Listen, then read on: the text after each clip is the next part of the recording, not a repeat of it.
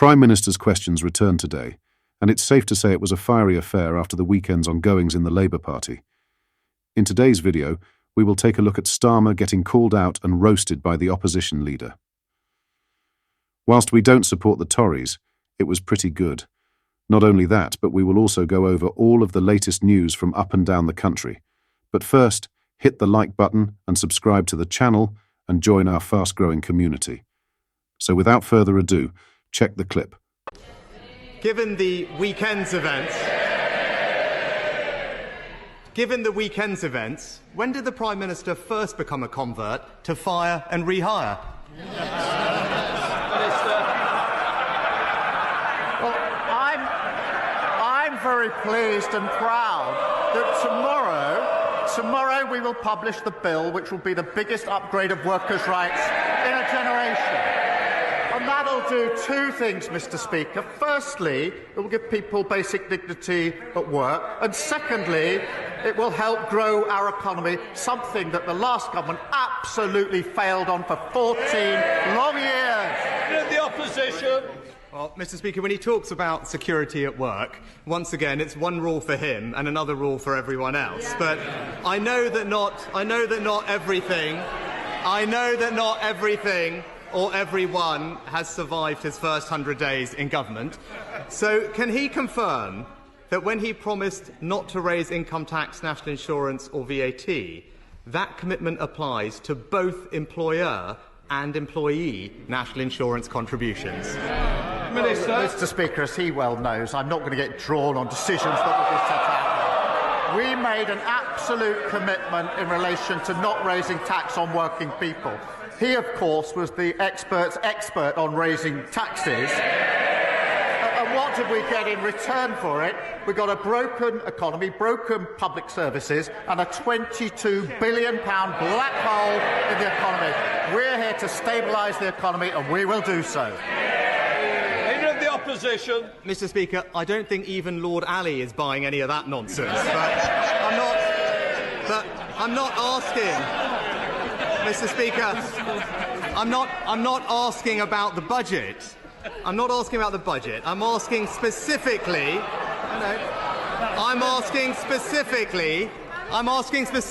about the promise he made to the British people. So let me ask him again, just to clarify his own promise. Does his commitment not to raise national insurance apply to both employee and employer national insurance contributions? We set out our promises in our manifesto. We returned with a huge majority to change. What did you make of this? Let me know in the comments. In other news, a majority of European Union member states have sought radical measures to return illegal migrants to their home country. The member states, including Italy and France, are prepared to implement stronger policies to forcibly return or sanction migrants who do not abide by set deportation orders. Ahead of next week's EU summit in Brussels, documents have outlined a draft legal text which involves a paradigm shift in the return process and determined action at all levels to increase and speed up returns. Other pressing topics that leaders will discuss include the war in Ukraine, the Middle East, competition and foreign affairs. Internal discussions over the past week are claimed to have resulted in a working majority of EU governments to push through the legislation. This has been driven by right-wing-led member states Austria and the Netherlands. The diplomatic text includes instruction from 15 member states for an overhaul of asylum and migration policies within the bloc. This includes Germany, France and Italy. Proposed changes would permit police forces to detain illegal migrants who fail to return of their own accord to their home country or wherever they entered first in the EU. Additionally, the governments are seeking decreased judicial oversight of the new legislation by the European Court of Justice. These tougher migration policies have been claimed to be instigated by the recent surge for right-wing parties in national elections, although they have failed to secure as much support in the European Parliament as they were predicted ahead of the election in June. Still, support for Liberal and Green parties has slowly been dwindling over the years. However, the European Parliament has maintained a centrist mix of parties, with the centre-right European People's Party centre-left Socialists and Democrats, and the Liberal Renew group as the largest parties in the Parliament. Despite this, UK think tank Chatham House forecast that this leaning could contribute to a changed attitude towards policies on migration, environment, security and enlargement. This has partly been attributed to the EPP, which has moved more closely to Giorgia Meloni's far-right European conservatives and reformists. Chatham House has said that the far-right's degree of power will be determined by their ability to unite in the Parliament. They do not align on their stances on support for Ukraine, as well as other fiscal responsibilities. EU leaders will meet later next week to discuss these migration proposals further. In other news, a group of Christian schools are set to sue the government to challenge their imposition of a VAT raid. Emmanuel School in Derby, the Branch Christian School in Dewsbury, Yorkshire, and the King's School in Hampshire said that they had jointly instructed lawyers to inform ministers that they would launch a judicial review if the draft legislation were not dropped. In a letter to the Treasury that was circulated to MPs, the claimants said that the introduction of VAT on school fees would breach human rights law. They argued the proposed tax would unlawfully discriminate against them because it is likely to force Christian schools to close. It comes after education unions joined forces with some private schools to urge the Chancellor Rachel Reeves to delay the planned imposition of the tax in January.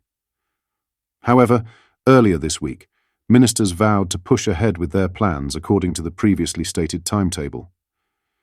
Head teacher at the King's School Caroline Santa told The Times that the government's plans were ill thought out and that ministers did not appear to realise or care about the impact they will have on the UK's education system. Stephen White, a parent named in the legal letter to the Treasury, said that, as Christians, we believe that it is our duty as parents to raise our children in line with our beliefs. He added that that involved giving them a positively Christian education and not a secular education. It comes after an opposition whip has warned a viral tweet by the Education Secretary Bridget Phillipson propagates a class war. Luke Evans was one of several Conservative MPs who suggested Bridget Phillipson should apologise for her post on social media during a Commons debate about VAT on independent school fees. Around 5.8 million social media users have viewed the Cabinet Minister's post, made on Saturday, which read, "Our state schools need teachers more than private schools need embossed stationery. Our children need mental health support more than private schools need new pools. Our students need careers advice more than private schools need AstroTurf pitches." The MP for Hinckley and Bosworth said told the Commons, "This reeks of prejudice and propagates a class war, and I'm sorry to say that Ms. Phillipson isn't here to defend that. Because I hope, actually, she's a decent woman, and I'd like to expect that this is something that she would apologise for." Conservative Shadow Treasury Minister and Droitwich and Evesham MP Nigel Huddleston added, "I'm also glad to see the Secretary of State for Education, who is now in her place after being conspicuously absent, and perhaps she will take the opportunity to apologise for the tweet." Parents who send their children to independent schools, who pay twice on their children's education, deserve better than to be treated with contempt by their government's Education Secretary. The divisive tweet put out by the Education Secretary this weekend was shockingly ill-judged and ill-informed, sneering and smirking about embossed paper and swimming pools.